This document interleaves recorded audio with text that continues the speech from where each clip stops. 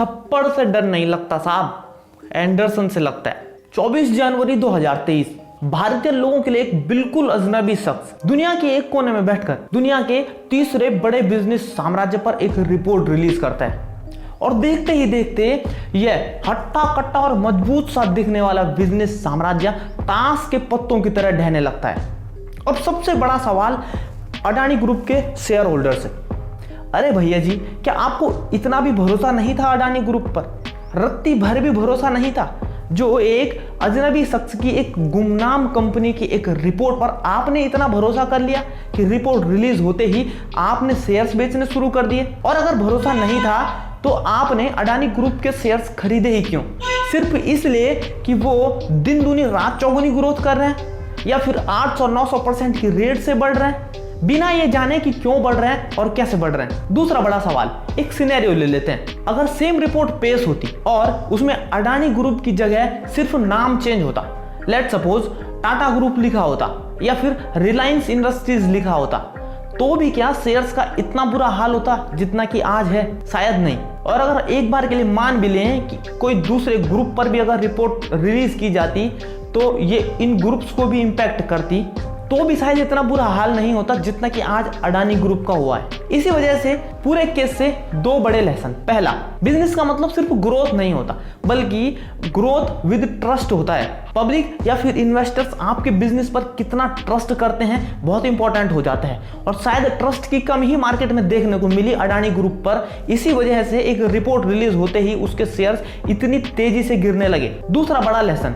बाजार में share price manipulate करने के एक दो नहीं कई तरीके हैं। इसीलिए शेयर मार्केट के जेन्युइन खिलाड़ी हमेशा एक बात कहते हैं कि किसी भी पर्टिकुलर शेयर का प्राइस कितना है इस बात पर मत जाइए, बल्कि इस बात पर जाइए कि किसी भी पर्टिकुलर शेयर का प्राइस इतना क्यों है, किस मुद्दे पर बात हो रही है आज। ये तो आपने थंबनेल में देख ही लिया होगा और इतने दिन से आप यही सब तो सुन रहे हैं, पढ़ रहे हैं और देख रहे हैं। नेथन एंडरसन द्वारा 2017 में इस्टेब्लिश्ड हिंडनबर्ग रिसर्च नाम की एक रिसर्च फर्म अडानी ग्रुप पर बड़े बड़े आरोप लगाते हुए एक रिपोर्ट रिलीज करता है और जिसका टाइटल है Adani group, how the world's third richest man is pulling the largest con in corporate history. आसान भाषा में समझें तो अडानी समूह कैसे दुनिया का तीसरा सबसे अमीर आदमी कॉर्पोरेट इतिहास का सबसे बड़ा घोटाला कर रहा है। अब सवाल यह है कि who the hell this Hindenburg is, who the hell this Anderson is. आखिर है कौन ये एंडरसन जिसकी एक रिपोर्ट ने सिर्फ इंडिया में ही नहीं बल्कि कहीं ना कहीं पूरी दुनिया में तहलका मचा रखा है? नेथन एंडरसन नाम का यह इंसान इजरायली नागरिक है और अपने जीवन के शुरुआती दिनों में यह एम्बुलेंस ड्राइवर भी रह चुके हैं। बाद में इन्होंने यूनिवर्सिटी ऑफ कनेक्टिकट से इंटरनेशनल बिजनेस में डिग्री ली और फिर उसके बाद 2017 में इन्होंने हिंडनबर्ग रिसर्च नाम की एक रिसर्च फर्म की शुरुआत की। अब बात यह है कि इनकी रिपोर्ट्स पर लोग इतना भरोसा इसलिए नहीं करते कि इन्होंने किसी दुनिया की किसी बड़ी यूनिवर्सिटी से कोई भारी भरकम डिग्री ली है, बल्कि इनकी रिपोर्ट पर इतना भरोसा इसलिए किया जाता है क्योंकि इनका अभी तक का ट्रैक रिकॉर्ड बहुत ही शानदार रहा है। इन्होंने अभी तक जिन भी कंपनीज पर रिपोर्ट पेश की हैं, रिपोर्ट रिलीज की हैं, वो बहुत ही जेन्युइन निकली हैं। इन्होंने Vince finance, HF foods, China metals resources utilisation, genius brands जैसी 30 से भी ज्यादा कंपनियों पर अपनी रिपोर्ट पेश की और इन कंपनियों के शेयर्स बहुत ही डाउन चले गए। इनकी रिपोर्ट ने निकोला जैसी कंपनी को तो मिट्टी में ही मिला दिया था। इनकी रिपोर्ट में मेंशन है कि ये पिछले 2 साल से अडानी ग्रुप पर इन्वेस्टिगेशन कर रहे थे और इन्होंने हर उस शख्स, हर उस कंपनी पर इन्वेस्टिगेशन की जो किसी न किसी तरह से अडानी ग्रुप से कोई लिंक है, चाहे वो दुनिया में कहीं भी हो। अब सवाल यह है कि ये फर्म ऐसा क्यों करती है, इसका पर्पस क्या होता है ऐसा करने का और इससे क्या मिलता है ऐसा करके। एक्चुअली इस कंपनी के 2 एस्पेक्ट हैं जिन्हें एक एक करके समझने की कोशिश करते हैं। पहला एस्पेक्ट है एक्टिविज्म, यानी यह कंपनी जिस कंपनी पर भी डाउट होता है उस पर इन्वेस्टिगेशन शुरू करती है, रिसर्च करती है और फिर कोई भी फ्रॉड मिलने पर उसे दुनिया के सामने लाती है। ऐसा करने का मकसद इनका ये है ताकि लोगों को और इन्वेस्टर्स को फ्रॉड होने से बचाया जा सके और साथ ही जो कंपनीज फ्रॉड करने के बारे में सोचती हैं वो ऐसा करने से पहले 10 बार सोचें। ऐसा करने के पीछे का मकसद फ्रॉड्स को एक्सपोज करना है। इस कंपनी का दूसरा एस्पेक्ट है बिजनेस।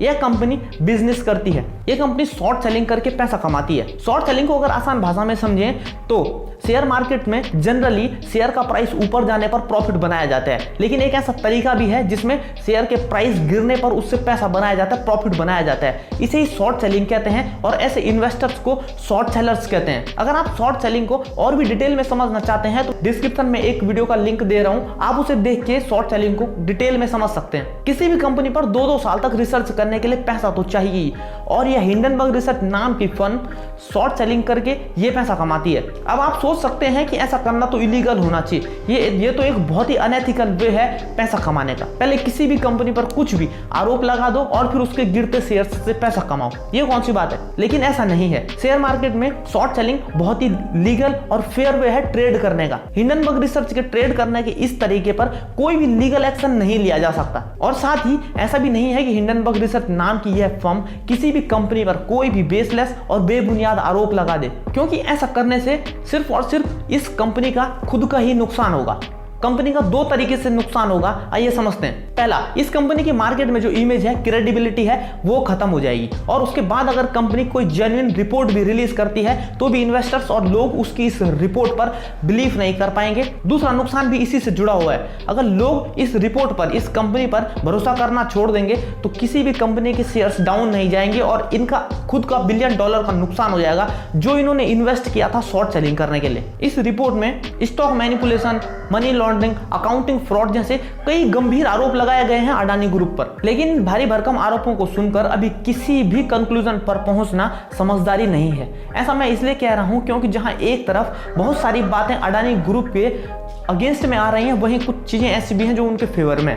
जैसे दुनिया की दूसरी सबसे बड़ी क्रेडिट रेटिंग एजेंसी मूडीज की ऑब्जर्वेशन है कि अडानी ग्रुप की जो अर्निंग्स हैं वो बेटर देन इंडस्ट्री स्टैंडर्ड है, और इन पे जो डेट है, जो कर्जा है, वो लोअर देन इंडस्ट्री स्टैंडर्ड है। इसीलिए, और साथ ही ऐसी भी पॉसिबिलिटी है कि ये जो रिपोर्ट है वो किसी कंट्री की गवर्नमेंट द्वारा इन्फ्लुएंस्ड हो, क्योंकि अल्टीमेटली एंडरसन है तो बिजनेसमैन ही, और वो तो वही काम करने वाला है जिस बात का उसको पैसा मिलेगा। इसीलिए अभी इस पूरे केस से कोई भी कंक्लूजन निकालना थोड़ी जल्दबाजी होगी, जब तक कि इस केस पर कोई प्रॉपर इन्वेस्टिगेशन ना हो और सच सामने ना आ जाए। दोस्तों, ये थी डिटेल एनालिसिस अडानी और हिंडनबर्ग रिसर्च केस पर। उम्मीद करता हूं आपको वीडियो से जरूर कुछ सीखने को मिला होगा, और अगर ऐसा है तो आप वीडियो को दोस्तों के साथ शेयर करना ना भूलें और वीडियो को जरूर लाइक करें। अगर आप चैनल पर नए हैं तो चैनल को जरूर सब्सक्राइब करें, क्योंकि ऐसा करना आपके लिए फ्री है, लेकिन इससे मुझे बहुत मदद मिलती है। मिलते हैं नेक्स्ट वीडियो में, तब तक के लिए आपका बहुत बहुत धन्यवाद।